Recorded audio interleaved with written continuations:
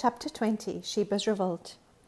Now a worthless fellow happened to be there, whose name was Sheba, the son of Bichri, a Benjamite, and he blew the trumpet and said, "We have no portion in David, nor do we have inheritance in the son of Jesse. Every man to his tents, O Israel." So all the men of Israel withdrew from following David and followed Sheba, the son of Bichri. But the men of Judah remained steadfast to their king from the Jordan, even to Jerusalem.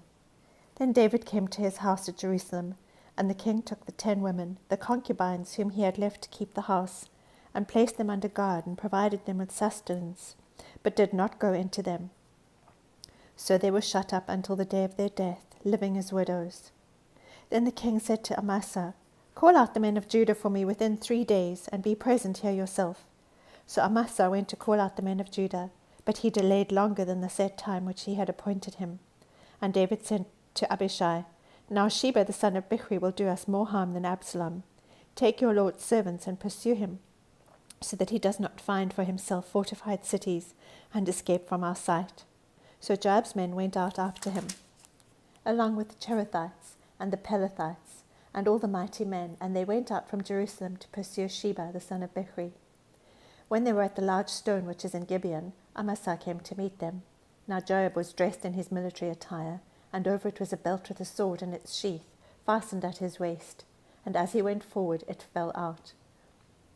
Joab said to Amasa, "Is it well with you, my brother?" And Joab took Amasa by the beard with his right hand to kiss him. But Amasa was not on guard against the sword which was in Joab's hand, so he struck him in the belly with it, and poured out his inward parts in the ground, and did not strike him again, and he died. Then Joab and Abishai his brother pursued Sheba the son of Bichri. Now there stood by him one of Joab's young men, and said, "Whoever favours Joab, and whoever is for David, let him follow Joab." But Amasa lay wallowing in his blood in the middle of the highway. And when the man saw that all the people stood still, he removed Amasa from the highway into the field, and threw a garment over him. And when he saw that everyone who came by him stood still, as soon as he was removed from the highway, all the men passed on after Joab to pursue Sheba the son of Bichri. Now he went through all the tribes of Israel to Abel, even Beth-Makkah, and all the Berites, and they were gathered together and also went after him. They came and besieged him in Abel Beth-Makkah, and they stood up a siege ramp against the city, and it stood by the rampart, and all the people who were with Joab were wreaking destruction in order to topple the wall. Then a wise man called from the city, "Hear, hear, please tell Joab, come here that I may speak with you." So he approached her, and the woman said, "Are you Joab?" And he answered, "I am." Then she said to him, "Listen to the words of your maidservant." And he answered, "I am listening." Then she spoke, saying, "Formerly they used to say, 'They will surely ask advice at Abel,' and thus they ended the dispute. I am of those who are peaceable and faithful in Israel. You are seeking to destroy a city, even a mother in Israel. Why would you swallow up the inheritance of the Lord?" Joab replied, far be it from me that I should swallow up or destroy. Such is not the case. But a man from the hill country of Ephraim, Sheba the son of Bichri by name, has lifted up his hand against King David. Only hand him over, and I will depart from the city." And the woman said to Joab, "Behold, his head will be thrown to you over the wall." Then the woman wisely came to all the people, and they cut off the head of Sheba the son of Bichri and threw it to Joab. So he blew the trumpet, and they were dispersed from the city, each to his tent. Joab also returned to the king at Jerusalem. Now Joab was over the whole army of Israel, and Benaiah the son of Jehoiada was over the Cherethites and the Pelethites, and Adoram was over the forced labour, and Jehoshaphat the son of Ahilud was the recorder, and Sheba was scribe, and Zadok and Abiathar were priests, and Ira the Jairite was also a priest to David. Chapter 21, Gibeonite Revenge. Now there was a famine in the days of David for 3 years, year after year, and David sought the presence of the Lord, and the Lord said, "It is for Saul and his bloody house, because he put the Gibeonites to death."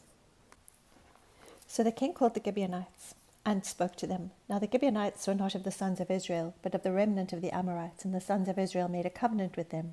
But Saul had sought to kill them in his zeal for the sons of Israel and Judah. Thus David said to the Gibeonites, "What should I do for you, and how can I make atonement, that you may bless the inheritance of the Lord?" Then the Gibeonites said to him, "We have no concern of silver or gold with Saul or his house, nor is it for us to put any man to death in Israel. And he said, I will do for you whatever you say. So they said to the king, the man who consumed us and who planned to exterminate us from remaining within any border of Israel, let 7 men from his sons be given to us, and we will hang them before the Lord in Gibeah of Saul, the chosen of the Lord. And the king said, I will give them. But the king spared Mephibosheth, the son of Jonathan, the son of Saul, because of the oath of the Lord which was between them, between David and Saul's son Jonathan. So the king took to the 2 sons of Rizpah, the daughter of Aiah, Armoni and Mephibosheth, whom she had borne to Saul, and the 5 sons of Merab, the daughter of Saul, whom she had borne to Adriel, the son of Barzillai, the Mahalathite. Then he gave them into the hands of the Gibeonites, and they hanged them in the mountain before the Lord, so that the 7 of them fell together, and they were put to death in the first days of harvest at the beginning of barley harvest. And Rizpah, the daughter of Aiah, took sackcloth and spread it for herself on the rock from the beginning of harvest until it rained on them from the sky. And she allowed neither the birds of the sky to rest on them by day, nor the beasts of the field by night. When it was told David what Rizpah, the daughter of Aiah, the concubine of Saul, had done, then David went and took the bones of Saul and the bones of Jonathan his son from the men of Jabesh Gilead, who had stolen them from the open square of Bethshan, where the Philistines had hanged them on the day the Philistines struck down Saul in Gilboa. He brought up the bones of Saul and the bones of Jonathan his son from there, and they gathered the bones of those who had been hanged. They buried the bones of Saul and Jonathan his son in the country of Benjamin in Zelah, in the grave of Kish his father. Thus they did all that the king commanded, and after that God was moved by prayer for the land. Now when the Philistines were at war again with Israel, David went down and his servants with him, and as they fought against the Philistines, David became weary. Then Ishbi-Benob, who was among the descendants of the giant, the weight of whose spear was 300 shekels of bronze in weight, was girded with a new sword, and he intended to kill David. But Abishai the son of Zeruiah helped him, and struck the Philistine and killed him. Then the men of David swore to him, saying, You shall not go out again with us to battle, so that you do not extinguish the lamp of Israel. Now it came about after this that there was war again with the Philistines at Gob. Then Sibbecai the Hushathite struck down Saph, who was among the descendants of the giant. There was war with the Philistines again at Gob, and Elhanan the son of Jaare-Oregim the Bethlehemite killed Goliath the Gittite, the shaft of whose spear was like a weaver's beam. There was war at Gath again, where there was a man of great stature who had 6 fingers on each hand and 6 toes on each foot, 24 in number, and he also had been born to the giant. When he defied Israel, Jonathan the son of Shimei, David's brother, struck him down. These 4 were born to the giant in Gath, and they fell by the hand of David and by the hand of his servants. Chapter 22. David's Psalm of Deliverance. And David spoke the words of the song to the Lord in the day that the Lord delivered him from the hand of all his enemies and from the hand of Saul. He said, The Lord is my rock and my fortress and my deliverer, my God, my rock, in whom I take refuge, my shield and the horn of my salvation, my stronghold and my refuge, my Saviour. You save me from violence. I call upon the Lord, who is worthy to be praised, and I am saved from my enemies. For the waves of death encompassed me, the torrents of destruction overwhelmed me, the cords of Sheol surrounded me, the snares of death confronted me. In my distress I called upon the Lord, yes, I cried to my God. And from his temple he heard my voice, and my cry for help came into his ears. Then the earth shook and quaked. The foundations of heaven were trembling and were shaken because he was angry. Smoke went up out of his nostrils, fire from his mouth devoured, coals were kindled by it. He bowed the heavens also and came down with thickness under his feet. And he rode on a cherub and flew, and he appeared on the wings of the wind, and he made darkness canopies around him, a mass of waters, thick clouds of the sky. From the brightness before him coals of fire were kindled. The Lord thundered from heaven, and the Most High uttered his voice, and he sent out arrows and scattered them, lightning and routed them. Then the channels of the sea appeared, the foundations of the world were laid bare by the rebuke of the Lord. At the blast of the breath of his nostrils, he sent from on high, he took me, he drew me out of many waters. He delivered me from my strong enemy, from those who hated me, for they were too strong for me. They confronted me in the day of my calamity, but the Lord was my support. He also brought me forth into a broad place. He rescued me because he delighted in me. The Lord has rewarded me according to my righteousness, according to the cleanness of my hands. He has recompensed me. For I have kept the ways of the Lord, and have not acted wickedly against my God. For all his ordinances were before me, and as for his statutes, I did not depart from them. I was also blameless toward him, and I kept myself from my iniquity. Therefore the Lord has recompensed me according to my righteousness, according to my cleanness before his eyes. With the kind you show yourself kind. With the blameless you show yourself blameless. With the pure you show yourself pure. And with the perverted you show yourself astute. And you save an afflicted people. But your eyes are on the haughty whom you abase. For you are my lamp, O Lord, and the Lord illumines my darkness. For by you I can run upon a troop. By my God I can leap over a wall. As for God, his way is blameless. The word of the Lord is tested. He is a shield to all who take refuge in him. For who is God besides the Lord? And who is a rock besides our God?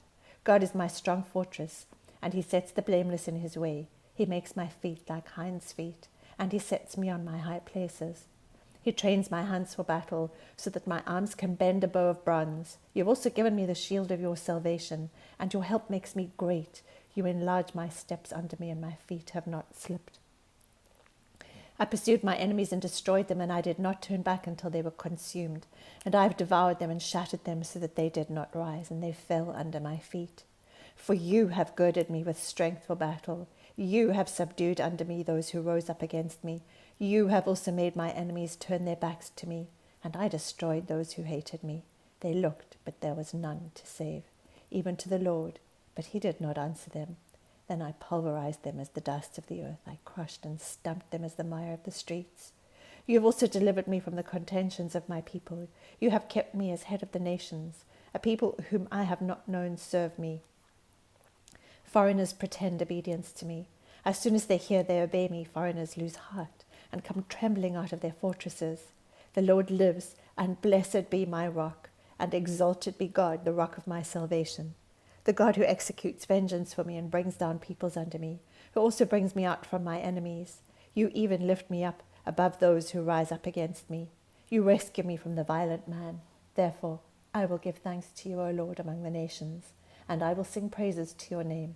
He is a tower of deliverance to his king, and shows loving kindness to his anointed, to David and his descendants forever.